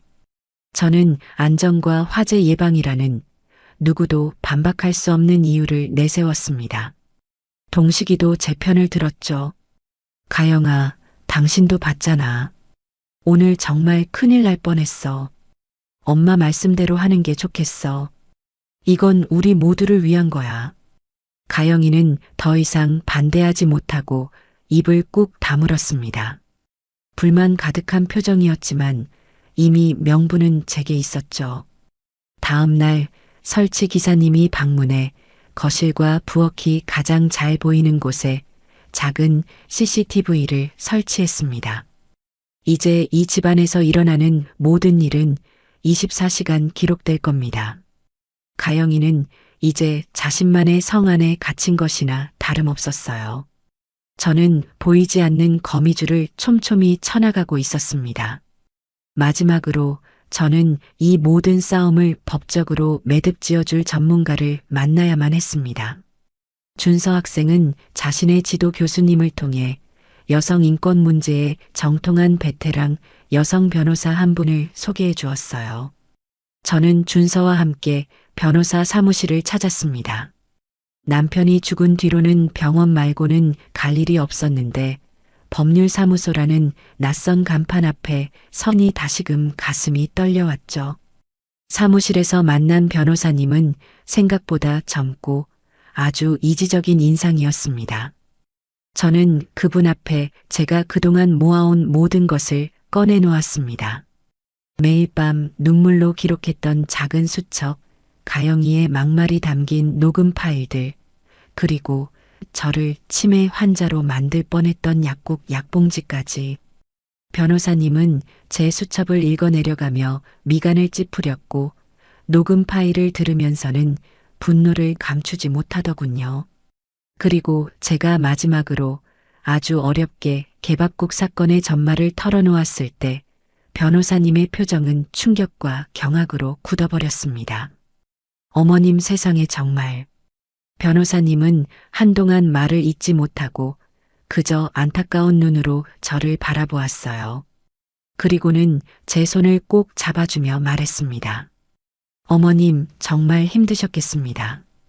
이건 단순한 가족 간의 불화가 아닙니다. 명백한 학대이자 인간의 존엄성을 짓밟은 용서받을 수 없는 행위예요. 걱정하지 마세요.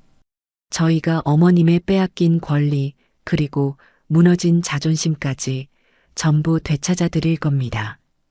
변호사님은 제게 앞으로의 계획을 명확하게 설명해 주었습니다. 우선 제가 소유한 부동산에 대해 며느리가 어떠한 권리도 주장할 수 없도록 하는 재산 보전 처분 신청을 진행할 것이며 아파트 역시 제 명의의 재산이므로 며느리를 상대로 퇴거를 요구할 수 있다고 했죠. 또한 그동안의 언어적, 정신적 학대에 대한 위자료 청구 소송도 충분히 가능하다고 했습니다. 어머님께서 모아두신 증거들이 아주 명확하고 구체적이라 소송으로 갈 경우 저희가 승소할 확률이 매우 높습니다. 변호사님의 확신에 찬 목소리에 저는 비로소 안도의 한숨을 내쉴 수 있었습니다. 제 싸움은 더 이상 외롭고 감정적인 복수심이 아니었어요. 법의 테두리 안에서 제 권리를 찾는 아주 정당하고 합리적인 과정이었습니다. 저는 이제 이 길고 긴 싸움을 끝낼 마지막 한 방을 준비하기 시작했습니다. 그 한 방은 제 아들 동식이의 심장 가장 깊은 곳을 향하게 될 것이었습니다. CCTV가 설치된 이후 가영이는 며칠간 눈에 띄게 몸을 사리는 듯 했습니다. 제가 보는 앞에서는 제게 존댓말을 꼬박꼬박 썼고 프린스에게 소리를 지르는 일도 줄었죠. 하지만 카메라가 자신의 일거수일투족을 감시하고 있다는 사실을 잠시라도 잊게 되면 그 본성은 어김없이 고개를 들기 마련입니다. 저는 그 순간을 참고 기다렸어요. 맹수가 먹잇감을 낚아채기 직전 숨을 죽이고 몸을 낮추는 것처럼요. 마침내 결정적인 날이 찾아왔습니다. 그날은 제 막내 여동생의 생일이라 아침 일찍부터 집을 비우게 되었어요. 동생 집에 가서 오랜만에 자매들과 회포도 풀고 저녁까지 먹고 들어올 생각이었죠. 현관을 나서며 저는 일부러 가영이에게 다정한 목소리로 말했습니다. 얘야, 나 오늘 늦게 들어올 게다. 저녁은 동식이랑 둘이 맛있는 거 시켜 먹으렴. 네, 어머니. 걱정 마시고 재미있게 놀다 오세요. 가영이는 현관까지 나와 제게 손을 흔들어 주기까지 했습니다. 그 가식적인 미소를 보며 저는 오늘 무슨 일이든 벌어질 것이라고 직감했죠. 그리고 제 예감은 조금도 틀리지 않았습니다. 동생 집에서 즐거운 시간을 보내는 동안에도 저는 틈틈이 핸드폰으로 CCTV 앱에 접속해 집안 상황을 살폈습니다. 낮 동안에는 별다른 일이 없었어요. 가영이는 소파에 누워 텔레비전을 보거나 프린스와 장난을 치며 시간을 보냈죠. 저녁 시간이 되자 동식이에게서 야근 때문에 늦는다는 전화가 온 모양이었습니다. 혼자 저녁을 먹게 된 가영이는 배달 음식을 시키는 대신 직접 요리를 하기 시작하더군요. 그런데 부엌에서 분주하게 움직이던 가영이의 행동이 어딘가 이상했습니다. 최고급 한우 등심을 꺼내 스테이크를 굽고 와인까지 꺼내 잔에 따르는 것이 아니겠어요. 저는 혼자서 아주 근사한 만찬을 즐기려는가 보다 하고 생각했죠. 하지만 다음 순간 제 눈을 의심하게 만드는 경악스러운 장면이 펼쳐졌습니다. 요리를 마친 가영이는 식탁에 의자 2개를 마주보게 놓았습니다. 그리고 한쪽 의자에는 자신이 앉고 맞은편 의자에는 놀랍게도 프린스를 앉히는 것이었어요. 마치 사람을 대하듯 말이죠. 프린스, 우리 아들. 오늘은 엄마랑 오붓하게 데이트하는 거야. 좋지? 가영이는 프린스 앞에 접시에 자신이 구운 스테이크의 절반을 큼직하게 썰어 놓아 주었습니다. 그리고는 자신의 와인잔과 프린스의 물그릇을 부딪히며 자, 우리 프린스의 건강을 위하여 하고 외치기까지 했죠. 저는 핸드폰 화면을 통해 그 기괴하고 혐오스러운 광경을 보며 할 말을 잃었습니다. 하지만 그게 끝이 아니었어요. 가영이는 잠시 무언가 생각난 듯 거실벽에 붙어 있는 CCTV를 향해 고개를 돌렸습니다. 그리고는 아주 교활하고 악의에 찬 미소를 지으며 카메라를 향해 와인잔을 들어 보였어요. 어머니, 지금 어디선가 이거 보고 계세요? 호호. 이게 바로 우리 프린스 클라스랍니다. 어머니는 평생 구경도 못 해보셨을 최고급 한우 스테이크라고요. 어머니가 드시는 그 맛없는 무국이랑은 차원이 다르죠? 약 오르시죠? 약 올라도 어쩔 수 없어요. 이 집의 진짜 주인은 이제 저랑 우리 프린스니까요. 어머니는 그냥 조용히 방에만 계시면 되는 거예요. 아시겠어요? 저는 온몸이 부들부들 떨리는 것을 느꼈습니다. 저건 단순한 조롱이 아니었어요. 제 존재 자체를 벌레처럼 여기는 인간에 대한 최소한의 예의조차 내팽개친 잔인한 말이었습니다. 저는 그 즉시 화면 녹화 버튼을 눌렀습니다. 가영이의 저주와도 같은 목소리, 프린스와 마주 앉아 스테이크를 먹는 그 모든 장면이 제 핸드폰에 고스란히 담겼습니다. 이 영상은 제 아들 동식이의 심장에 박힐 가장 날카로운 비수가 될 것이었습니다. 그날 밤 저는 일부러 아주 늦은 시간에 집으로 돌아갔습니다. 동식이는 이미 퇴근해서 거실 소파에 앉아 저를 기다리고 있었죠. 엄마, 이제 와? 동생분 생신은 잘 챙겨드렸고? 뭐냐? 오랜만에 보니 좋더구나. 저는 아들의 옆에 조용히 앉았습니다. 그리고는 아무 말 없이 방금 전까지 제 가슴을 들끓게 했던 그 동영상을 동식이의 핸드폰으로 전송했어요. 이게 뭐야, 엄마? 동식이는 의아한 표정으로 핸드폰을 들여다보았습니다. 곧이어 화면에서는 가영이가 프린스와 함께 스테이크를 먹는 기괴한 저녁 식사 장면이 재생되기 시작했죠. 그리고 CCTV를 향해 저를 조롱하고 저주하는 가영이의 목소리가 거실에 선명하게 울려 퍼졌습니다. 동식이의 얼굴이 점차 하얗게 그리고 새파랗게 질려갔습니다. 영상이 끝나자 동식이는 마치 유령이라도 본 사람처럼 멍한 표정으로 한동안 움직이지 못했어요. 자신이 사랑했던 아내, 늘 자신의 어머니를 위하는 척했던 그 아내의 진짜 모습을 마주한 충격에 아무 말도 하지 못하는 듯 했습니다. 잠시 뒤 동식이는 조용히 자리에서 일어나 제 방으로 들어왔습니다. 그리고는 방문을 닫고 제 앞에 힘없이 무릎을 꿇고 말았죠. 40이 넘은 아들이 다 큰 장정이 어깨를 들썩이며 어린아이처럼 흐느끼기 시작했습니다. 엄마 미안해. 정말 미안해. 내가 다 잘못했어. 가영이가 저런 사람인 줄도 모르고 나는 바보같이. 엄마가 얼마나 힘들었을까. 내가 정말 나쁜 놈이야. 아들의 눈물 섞인 사죄에 제 마음도 무너져 내렸습니다. 원망스럽고 미웠던 마음이 눈 녹듯 사라지고 그저 가여운 내 아들이라는 생각에 가슴이 아려왔죠. 저는 눈물을 흘리는 아들의 등을 말없이 토닥여 주었습니다. 이제라도 알았으면 됐다. 이제라도 어미의 말을 믿어주면 그걸로 된 거야. 저는 동식이를 일으켜 세웠습니다. 그리고 단호한 목소리로 말했죠.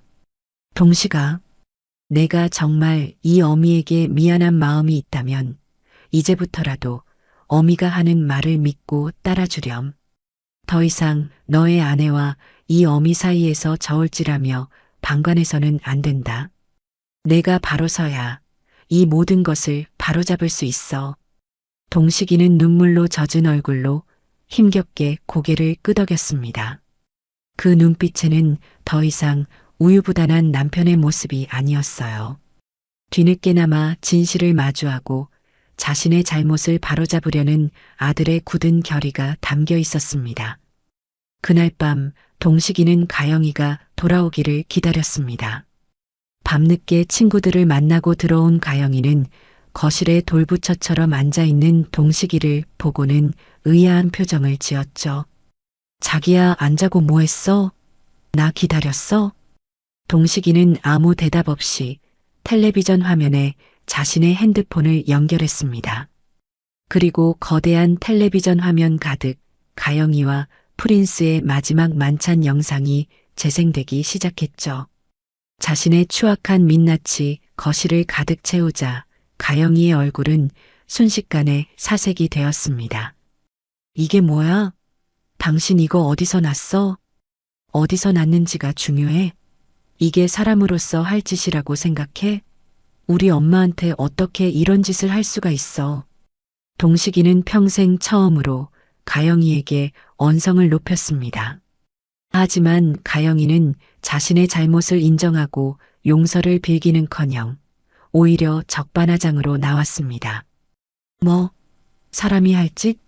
당신 어머니는 사람으로서 할 짓해서 나한테 그랬어? 당신 어머니가 먼저 나를 얼마나 무시하고 구박했는데 나는 스트레스 풀 데도 없어서 그랬어. 그리고 당신은 뭐야? 왜 맨날 엄마 편만 들어? 당신은 내 남편이야, 아니면 당신 엄마 아들이야. 가영이의 뻔뻔한 태도에 동식이는 완전히 이성을 잃고 말았습니다. 닥쳐. 어디서 엄마 탓을 해. 당신이 인간이라면, 최소한의 양심이라도 있다면 이럴 수는 없는 거야. 우리 이제 끝내자. 끝내자는 동식이의 마지막 말에 가영이의 기세도 한풀 꺾였습니다. 늘 자신의 손바닥 안에서 움직이던 남편의 처음 보는 모습에 당황한 기색이 역력했죠. 두 사람의 신뢰와 사랑은 그날 밤 산산조각이 나고 말았습니다. 그리고 그것은 길고 길었던 제 싸움의 끝이 머지않았음을 알리는 신호탄이기도 했습니다. 아들 동식이가 진실을 알게 된 그날 밤 이후 저희 집의 공기는 얼음장처럼 차갑게 얼어붙었습니다. 동식이는 꼭 필요한 말이 아니면 가영이와 단 한마디도 섞지 않았고 같은 공간에 있는 것조차 힘겨워하며 퇴근 후에는 곧장 자신의 서재로 들어가 문을 잠갔죠.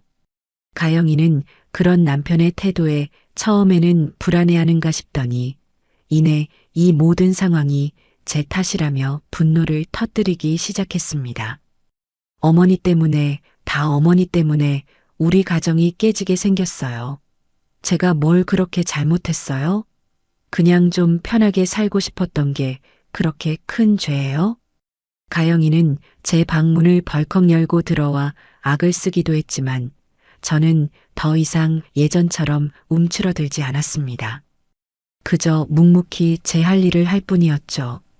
제 침묵이 가영이에게는 더 큰 공포로 다가왔던 모양입니다. 자신이 무슨 짓을 저질렀는지, 그리고 그 대가가 무엇일지 어렴풋이 짐작하기 시작한 것이겠죠. 궁지에 몰린 쥐는 고양이를 문다고 하던가요. 가영이는 자신의 무너진 성을 지키기 위해 마지막 발악을 준비하고 있었습니다. 그녀의 마지막 발악은 역시나 돈을 향해 있었죠. 동식이가 등을 돌리자 가영이는 이혼하게 될 경우를 대비해 제 재산을 어떻게든 자신의 몫으로 빼돌릴 궁리를 하기 시작했습니다. 제가 그 사실을 알게 된 것은 아주 우연을 가장한 필연 덕분이었어요. 그날 오후 저는 거실에서 뜨개질을 하며 일부러 깜빡 잠이 든 척 소파에 기대어 있었습니다. 제 연기가 어찌나 실감났는지 가영이는 제가 깊이 잠들었다고 확신한 모양이었어요. 베란다로 나가 어디론가 다급하게 전화를 걸더군요. 저는 소파 쿠션 뒤에 숨겨두었던 녹음 기능이 켜진 핸드폰을 귀에 바짝 댄 채 숨을 죽였습니다. 네, 세무사님. 저번에 상담 드렸던 신가영입니다. 네. 잘 지내시죠? 다름이 아니라 저희 시어머니 명의로 된 상가건 말인데요. 그걸 지금 남편이랑 저 공동 명의로 증여받는 형식으로 처리하려면 절차가 어떻게 되죠? 저는 제 귀를 의심했습니다. 제 상가 건물을요? 남편이 제게 남겨준 유일한 노후 대비 자산을 저 몰래 자신들의 명의로 돌려놓을 계획을 세우고 있었다니요. 네. 아, 상속세가 문제라고요? 그렇죠. 그래서 미리미리 준비해야죠. 솔직히 말씀드려서 저희 어머님이 요즘 건강이 많이 안 좋으세요. 언제 어떻게 되실지 몰라서 기가 막혀 말이 나오지 않았습니다. 멀쩡히 살아있는 사람을 당장이라도 세상을 떠날 것처럼 말하며 제 재산을 가로챌 궁리만 하고 있었던 겁니다. 그러니까 제 말은 어머님이 갑자기 돌아가시기라도 하면 상속세 폭탄 맞기 전에 미리 증여 형식으로 작업을 해놓는 게 절세에 훨씬 유리하다는 말씀이시잖아요. 네, 알겠습니다. 그럼 필요 서류 준비해서 다시 연락드릴게요. 가영이는 만족스러운 목소리로 전화를 끊었습니다. 그 통화 내용은 한마디도 빠짐없이 제 핸드폰에 선명하게 녹음되었죠. 저는 잠에서 막 깬 사람처럼 일부러 부스스한 모습으로 일어나 기지개를 켰습니다. 가영이는 베란다에서 나오다 저와 눈이 마주치자 화들짝 놀라더군요. 어머니, 주무시는 거 아니었어요? 응, 잠시 졸았나 보구나. 날이 좋아서 그런지 잠이 솔솔 오네. 저는 아무것도 모른다는 듯 천진하게 웃어 보였습니다. 가영이는 애써 표정을 관리하며 안도의 한숨을 내쉬었죠. 저는 그날 저녁 퇴근한 동식이에게 조용히 그 녹음 파일을 들려주었습니다. 자신의 어머니가 당장 죽기만을 기다리는 사람처럼 말하며 재산을 빼돌릴 궁리를 하는 아내의 목소리를 들은 동식이의 얼굴은 이제는 더 이상 창백해질 수 없을 만큼 하얗게 질려 있었습니다. 그것은 아내에 대한 마지막 남은 신락 같은 미련마저 완전히 끊어내는 확인 사살과도 같은 순간이었죠. 그리고 며칠 뒤 저는 이 모든 지긋지긋한 연극을 끝낼 마지막 무대를 준비했습니다. 그날은 동식이의 생일이었어요. 저는 오랜만에 실력을 발휘해 아들이 좋아하는 음식들로 상다리가 휘어지게 저녁상을 차렸습니다. 갈비찜, 잡채, 미역국까지. 집안에는 오랜만에 음식 냄새가 진동했죠. 어색한 분위기 속에서도 동식이는 제 정성을 생각해 억지로 자리에 앉았고 가영이도 마지못해 그 맞은편에 앉았습니다. 아무 말 없이 식사만 이어지던 그 숨막히는 정적 속에서 제가 조용히 입을 열었습니다. 오늘따라 우리 프린스가 기운이 없어 보이네. 밥은 먹었니? 제 뜬금없는 질문에 동식과 가영의 시선이 제게로 향했죠. 가영이는 경계심 가득한 눈으로 저를 쏘아보며 퉁명스럽게 대답했습니다. 네. 아까 사료 줬어요. 저런. 사료만 먹어서 기운이 없나 보구나. 특식을 좀 챙겨줘야지. 저는 그 말을 마치고 자리에서 일어나 부엌으로 향했습니다.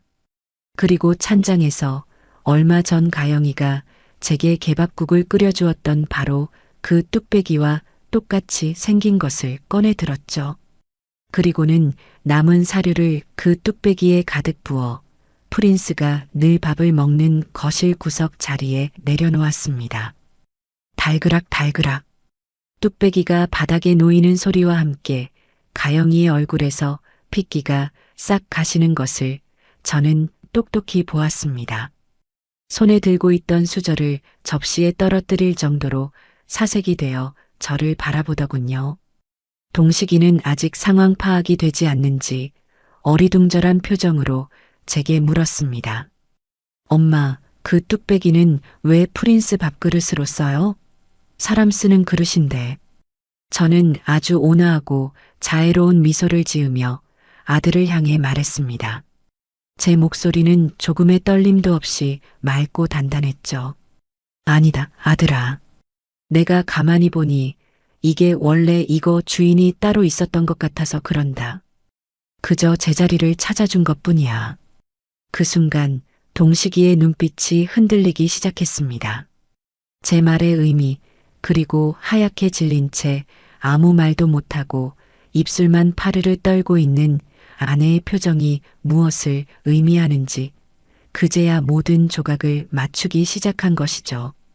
동식이는 믿을 수 없다는 표정으로 저와 가영이를 번갈아 쳐다보았습니다. 거실에는 프린스가 뚝배기 속 사료를 맛있게 먹는 소리만이 섬뜩할 정도로 선명하게 울려 퍼졌습니다. 그것은 가영이의 죄를 고발하는 소리이자 이 집안의 위선적인 평화가 끝났음을 알리는 장송곡과도 같았죠. 동식이의 생일잔치는 그렇게 최악의 만찬으로 끝이 났습니다. 그리고 바로 다음 날 저는 이 모든 것을 매듭짓기 위해 변호사님을 집으로 모셨습니다. 거실 테이블을 사이에 두고 저와 변호사님 그리고 동식이가 한쪽에 앉았고 그 맞은편에는 잔뜩 겁에 질린 가영이가 홀로 앉아 있었죠. 그것은 취조이자 심판의 자리였습니다. 저는 변호사님께 눈짓을 보냈습니다. 변호사님은 준비해온 서류 가방을 열고 가장 먼저 제 작은 수첩을 테이블 위에 올려놓았어요. 신가영 씨, 지금부터 제가 하는 말을 잘 들으셔야 할 겁니다. 이건 김선자 어머님께서 지난 몇 년간 기록해 오신 일기입니다. 여기에는 신가영 씨가 어머님께 가했던 모든 언어적, 정신적 학대의 정황이 날짜와 시간까지 아주 상세하게 기록되어 있습니다. 다음으로 변호사님은 볼펜 녹음기와 제 핸드폰을 꺼내 그동안 제가 모아온 녹음 파일들을 하나씩 재생했습니다. 저를 치매 환자 취급하며 요양원으로 보내려던 통화 내용, 친구들에게 제 험담을 늘어놓던 목소리, 그리고 제 재산을 빼돌리기 위해 세무사와 상담하던 내용까지. 거실에는 가영이 자신의 추악한 목소리가 가득 울려 퍼졌죠. 가영이는 고개를 푹 숙인 채 아무 말도 하지 못했습니다. 마지막으로 변호사님은 거실 CCTV 영상을 노트북으로 재생했습니다. 가영이가 프린스와 함께 스테이크를 먹으며 저를 조롱하던 바로 그 영상이었죠. 모든 증거 공개가 끝난 뒤 변호사님은 차가운 목소리로 말했습니다. 신가영 씨, 이 모든 증거들을 바탕으로 저희는 신가영 씨를 상대로 재산분할 청구권 부존재 확인 소송 및 위자료 청구 소송을 진행할 예정입니다. 아시다시피 이 아파트는 혼인 전 어머님께서 취득하신 고유 재산이므로 재산분할 대상이 아니며 유책 배우자인 신가영 씨는 위자료를 단 한 푼도 받을 수 없습니다. 오히려 어머님께 막대한 금액의 위자료를 지급하셔야 할 겁니다. 그제야 가영이는 울음을 터뜨리며 제게 매달리기 시작했습니다. 어머니, 제가 잘못했어요. 제가 정말 죽을 죄를 지었어요. 한 번만, 딱 한 번만 용서해 주세요. 네, 제가 앞으로 정말 잘할게요. 하지만 저는 더 이상 그 악어의 눈물에 속지 않았습니다. 저는 자리에서 일어나 제 인생을 건 마지막 통보를 하기 위해 가영이를 차갑게 내려다보며 입을 열었습니다. 얘야, 나는 내게 복수하려는 것이 아니란다. 내가 나에게 주었던 그 끔찍한 모욕감을 똑같이 내게 돌려줄 생각은 없어. 나는 그저 내 남은 인생을 너처럼 존엄이라고는 찾아볼 수 없는 사람과 함께 낭비하고 싶지 않을 뿐이다. 그러니 이건 복수가 아니라 통보란다. 내 집에서 그리고 내 아들 인생에서 깨끗이 사라져 주렴. 제 마지막 말이 끝나자 거실에는 길고 긴 침묵이 흘렀습니다. 그것으로 모든 것은 끝이 났습니다. 그날 이후 모든 것은 일사천리로 진행되었습니다. 변호사님의 법적 절차는 단호하고 신속했죠.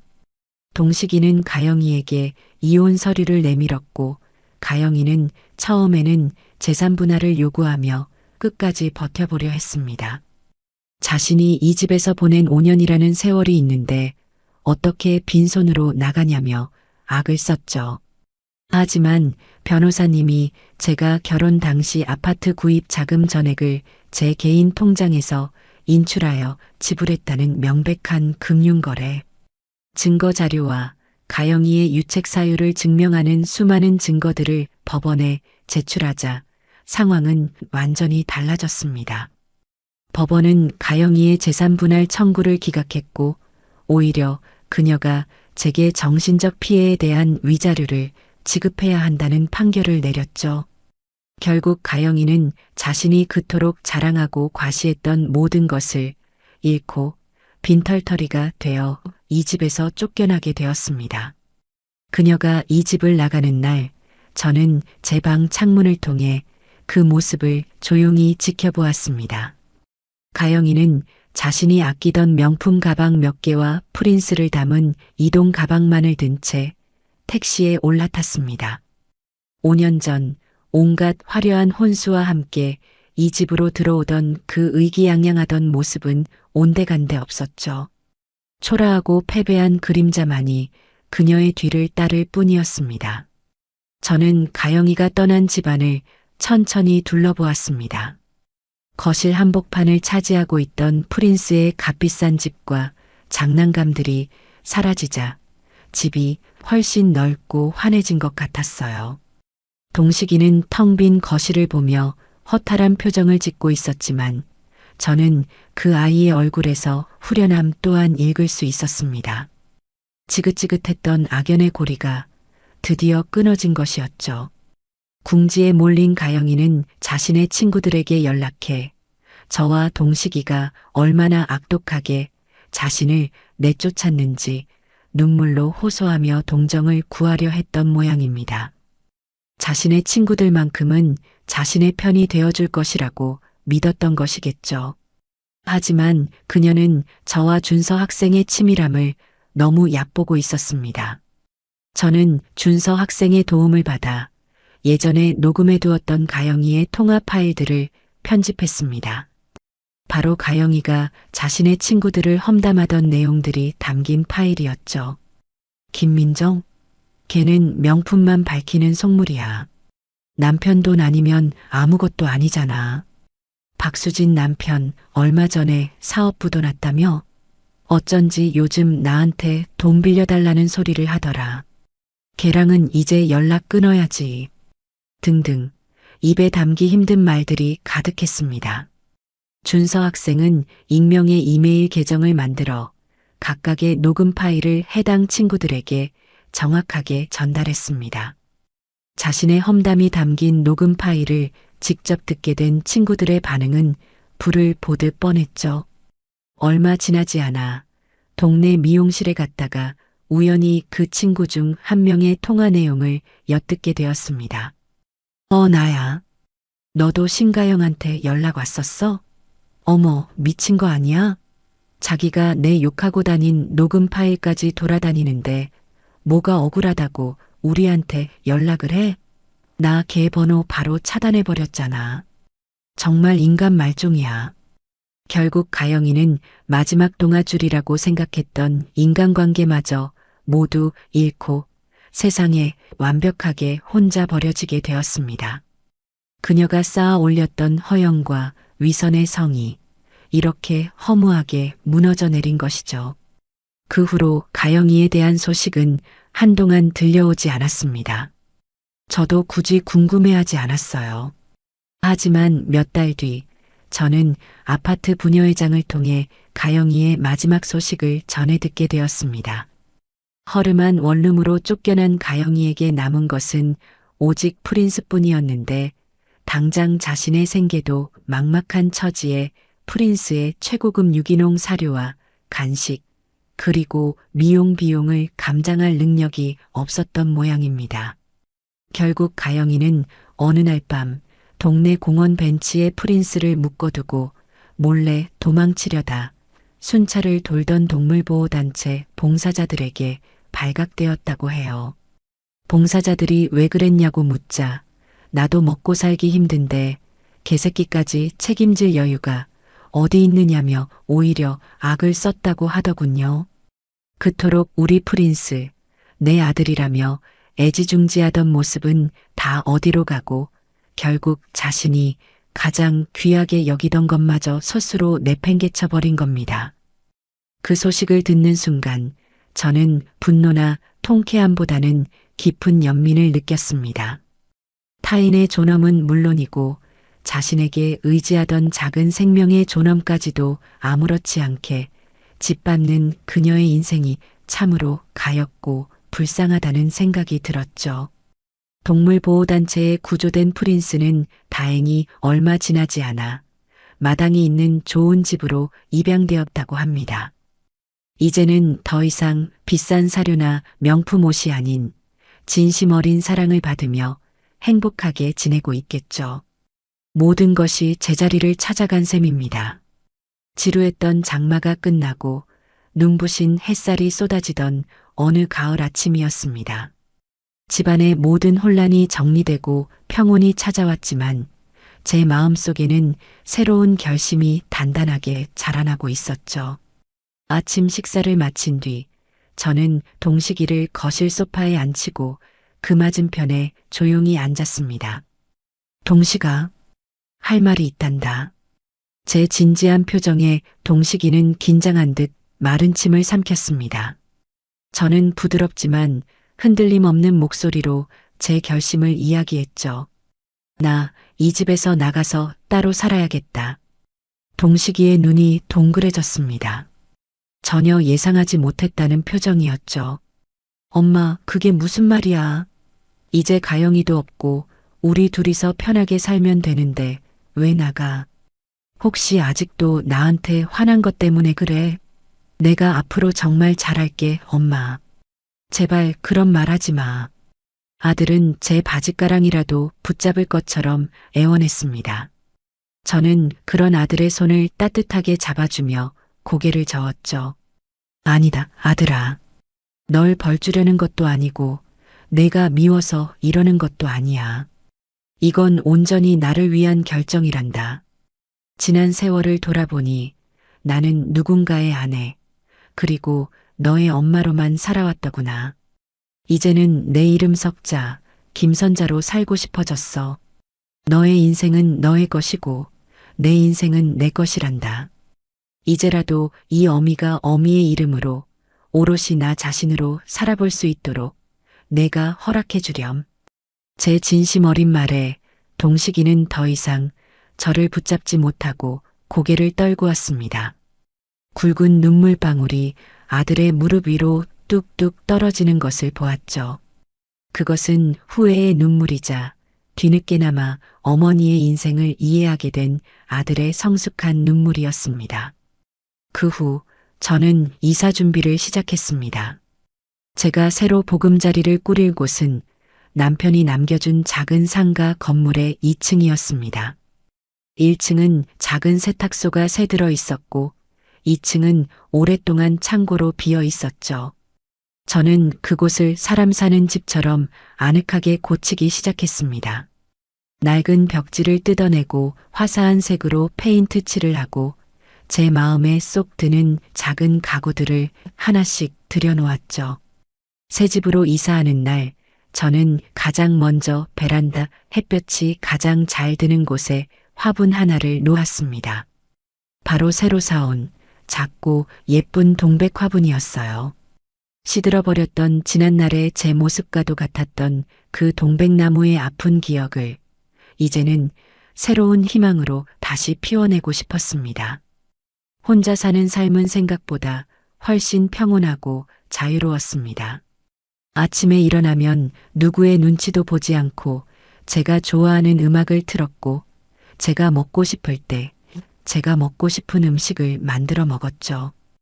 오후에는 동네 노인정을 찾아 오랜 친구들과 실컷 수다를 떨기도 하고 저녁에는 베란다에 앉아 동백 화분에 물을 주며 하루를 마무리했습니다.